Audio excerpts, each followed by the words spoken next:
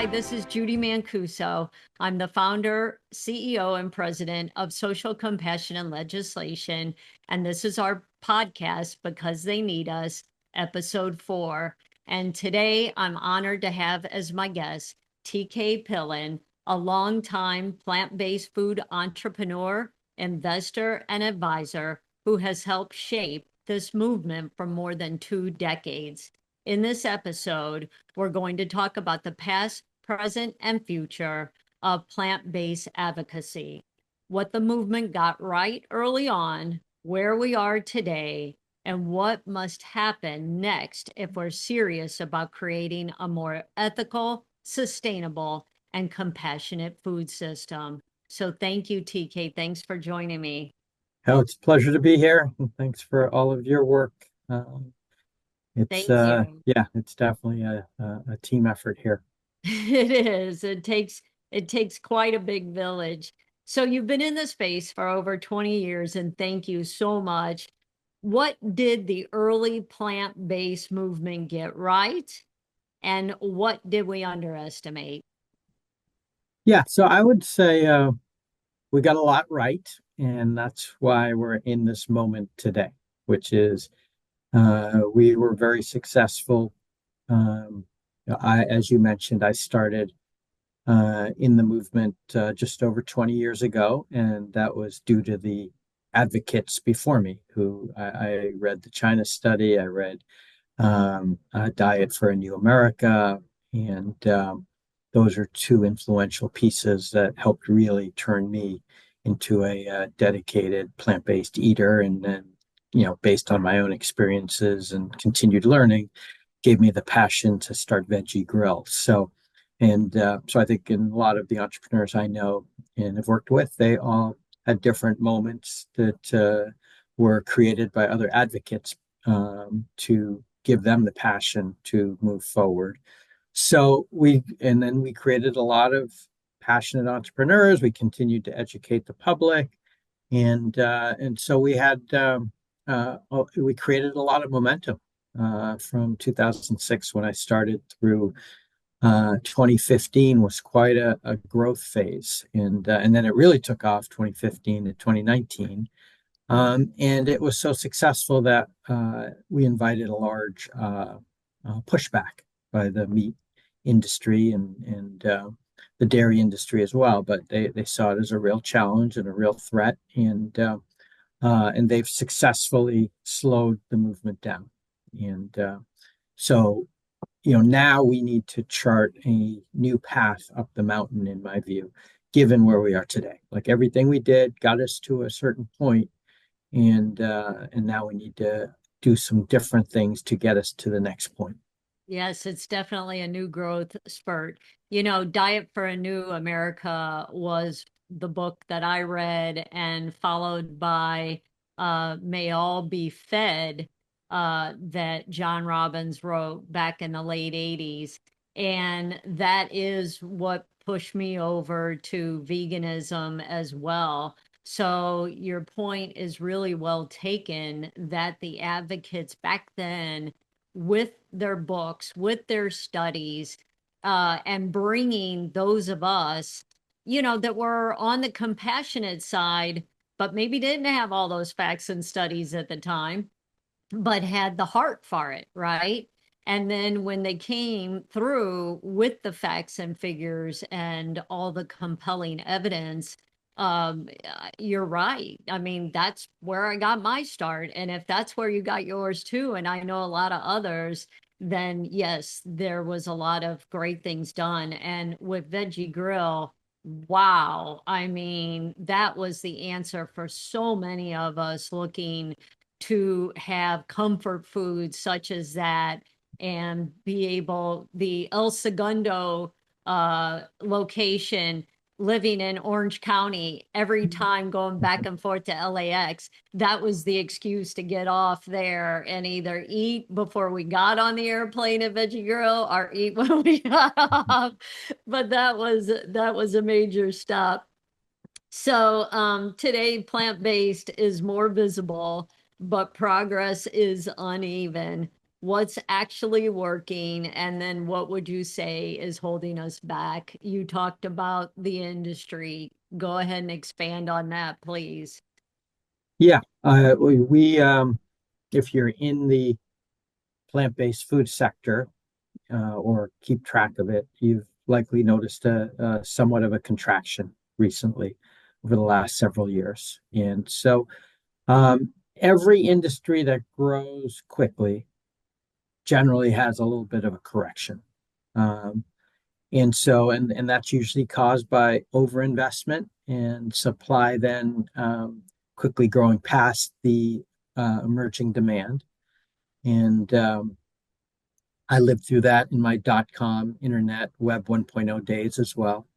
And so we have a bit of that going on, but at the same time, the meat and dairy industry exacerbated it quite a bit and made that downturn go a little much deeper than I think it usually would because they've convinced a lot of people and confused a lot of people around, whether some of these plant protein based products like the plant protein burgers and sausage and nuggets. They effectively created this narrative that they're ultra processed fake meat full of chemicals and created a lot of doubt after Beyond Meat, for example, had one of the most successful IPOs in recent history. So we as a movement, I think, need to really hone in on how do we continue to re-educate consumers around all the benefits of plant protein. That's really what I think is the new path up the mountain because protein is one of the key drivers of people thinking they need animal products. And we know plant protein delivers that protein with better packages, lower saturated fat, no cholesterol, fiber, let alone all of the environmental and animal cruelty uh, positives of plant protein versus animal protein. But the general consumer out there thinks they need animal protein to support their fitness and their muscle building, and they think it's harder to get their protein with plants. And now this doubt about plant-based meat, which again I use the term plant protein, sausage, burgers, etc., because everybody generally has a positive feeling about protein, and all these products is uh, high protein. They've taken plant protein, structured them into the form of animal muscle to give you that high protein satisfaction with no cholesterol, usually lower saturated fat, usually fiber. And so we need to get back to re-educating and re-enlightening consumers around all the benefits of plant protein in its different forms. I appreciate that very much. And this would be a good segue for me to tell a little story about being 35 years a vegan and why we need to reset that narrative. It's so important because not all processed foods are created equal. Period. End of story. And I've had so many people come to me that wanted to change their diet, but once the meat and dairy industry scared the bejesus out of everyone, oh, look, it's a big chemistry lab, blah, blah, blah. They're like, but Judie, I mean, aren't these processed food? And I'm like, yeah, they're processed food, but minus all the garbage that makes you sick and unhealthy.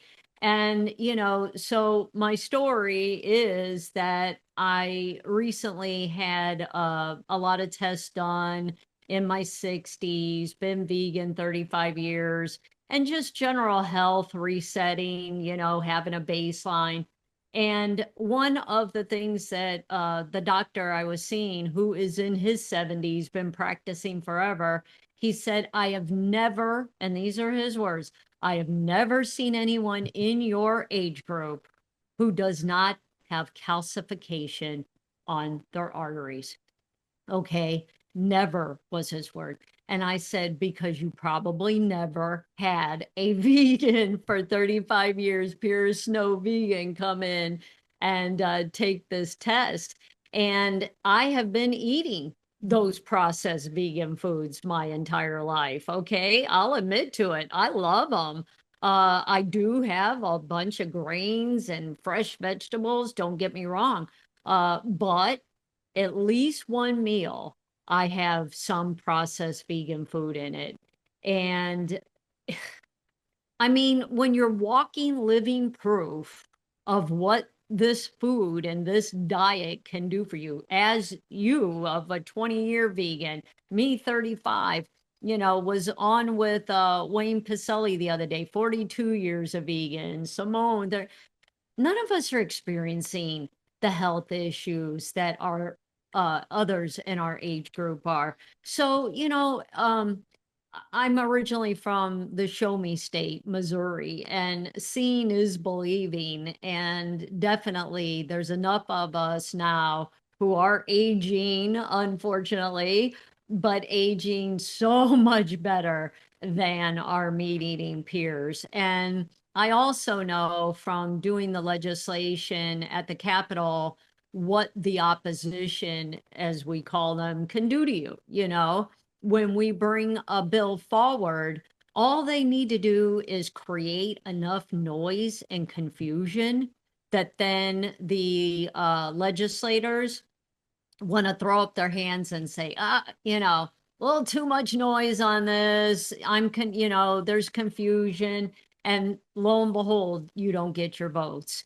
Or they cause so much trouble because they have been donating and been the biggest special interest in California all these years. The Farm Bureau, Cattlemen's Association, the pork producers, the egg and dairy, that they pull their political clout and say, hey, we don't want this bill to come to a hearing. So I have been faced with that. My group has been faced with that for the 18 years we've been doing legislation. And now I see just how large, and I do think the Beyond Meat IPO scared the heck out of them. And the growth factor, like you were saying, that was so fast that they went, whoa, whoa, whoa, what do we need to do to kibosh this? And I feel like they've done a number on it.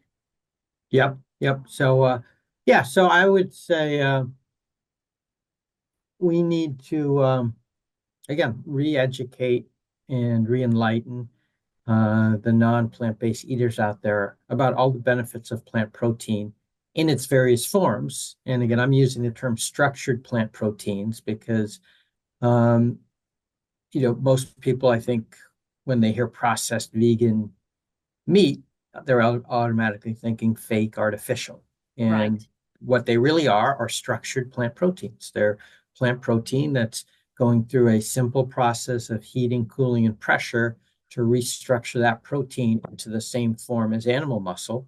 And it's a beautiful process, which gives you that same high protein satisfaction as you get with animal meat, but in a much healthier, sustainable, and ethical form. So I just think there's a narrative piece that we really, as a movement, hopefully, like I have my point of view, and I think that's going to be a key piece of it. The counter forces have done a great job making people doubt plant-based meat and automatically, talk about it as artificial. Vegan has always been a little bit of a polarizing term. It had a good moment maybe around 2019 and 2020, but it's now been, they did an effective job grouping all plant-based food and all vegan food under the same umbrella. And when you put everything under the same umbrella, there will be some foods that are healthier and that some foods that aren't as healthy that Right. are maybe have the added fat, added sodium, added Right. sugar, right? So Right. that's the problem with processed food is if you have processed food that has high added fat, high added sodium, or high added sugar, it's not going to be good for you. But if you have a structured plant protein that has a minimal amount of added fat and much lower than its animal counterpart, and adds in fiber, then you have a product that's much healthier than its counterpart. And generally, studies show that when people replace these plant protein burgers and sausage versus the animal counterparts, their LDL cholesterol goes down, and triglycerides and blood pressure. So, but the current narrative that we've used to get us here has now been is being used against us. So I think Right. that's, to me, the key It's point. been compromised. Yeah. Yep. And the products are superior. I mean, the plant proteins are superior. I mean, if you don't have cholesterol, guess what?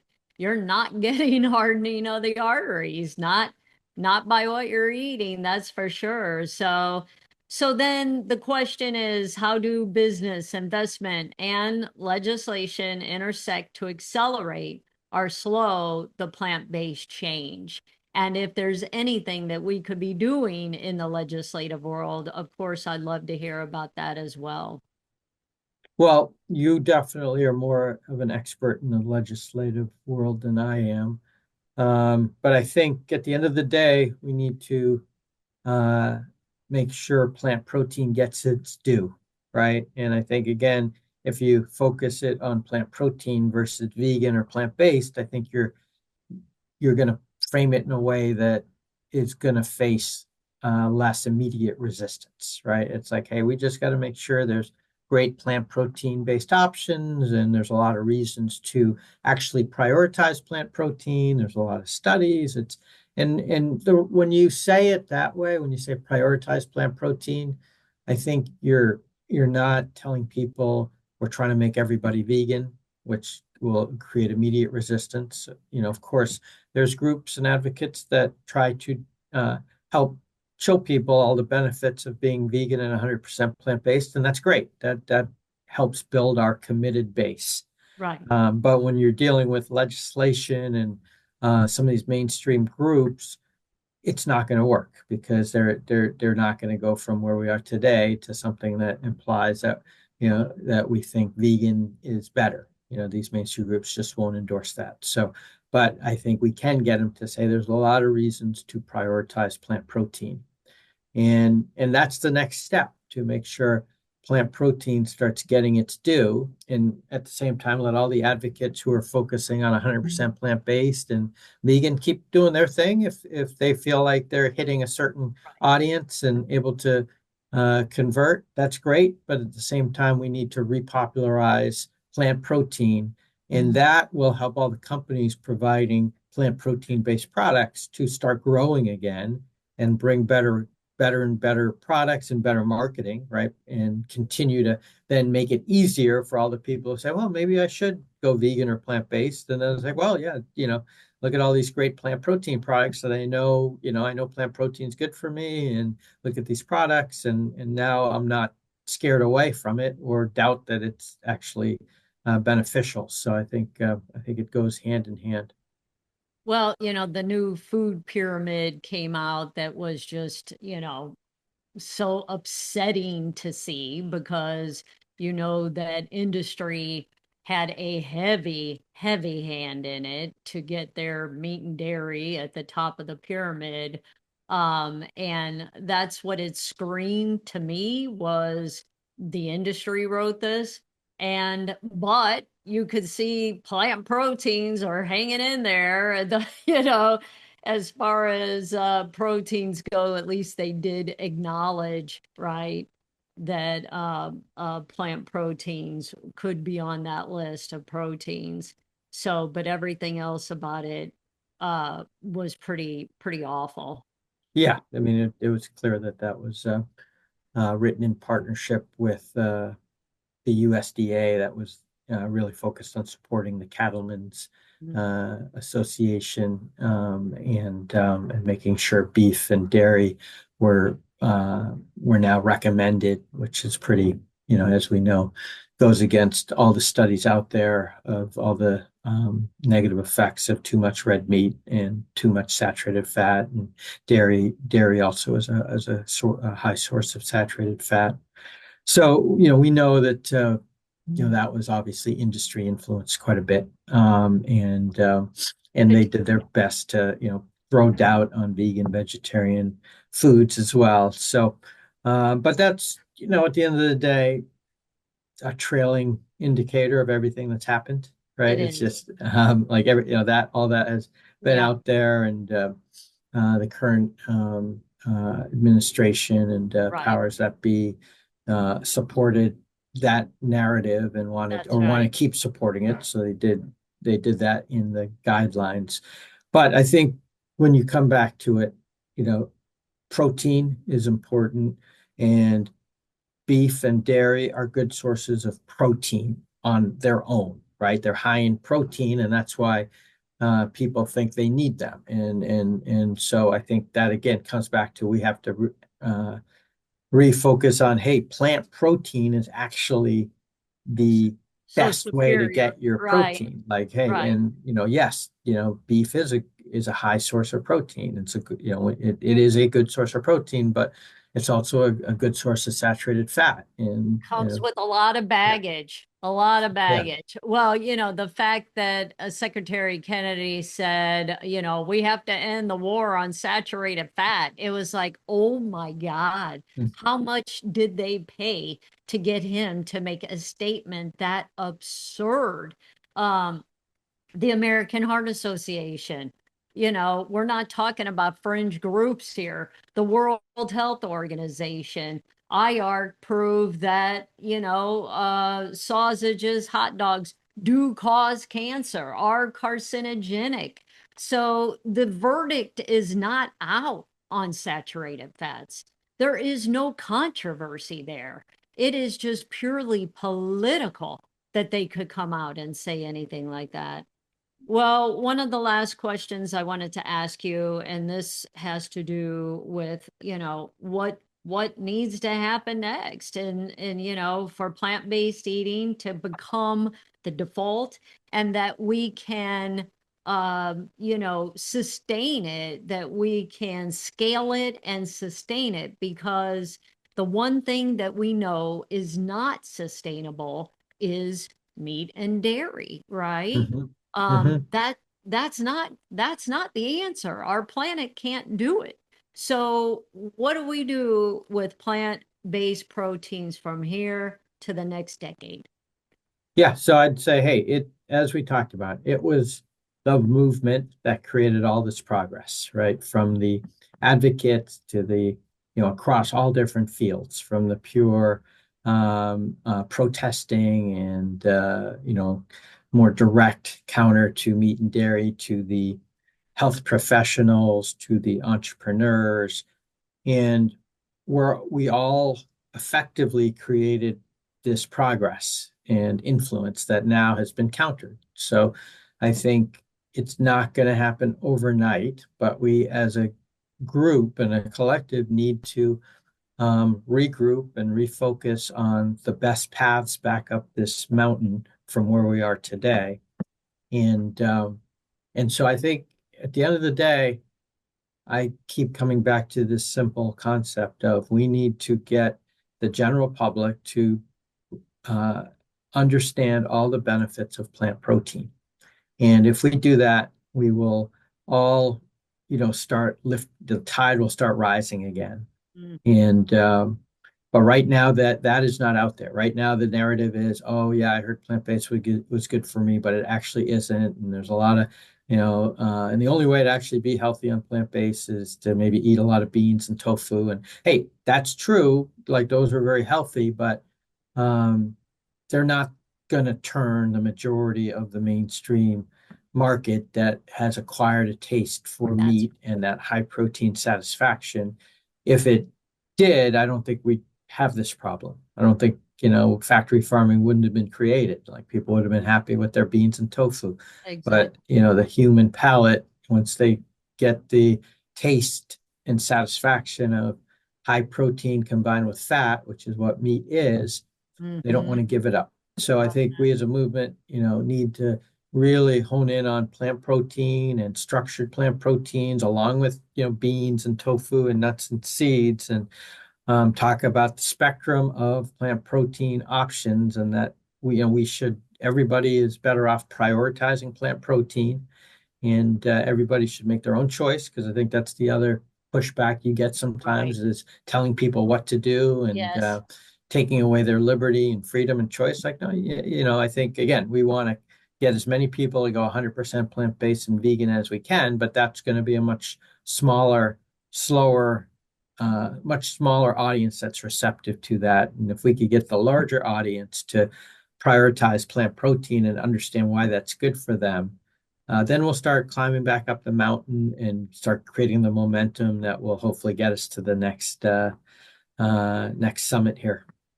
Well, I tell people, even if you replace one of your meals a day or a couple of meals a week and then increase, because they ask me, well, I can't just make the change. I'd like to be, more plant-based, but and I say it's a process, just start getting healthier by swapping out these things.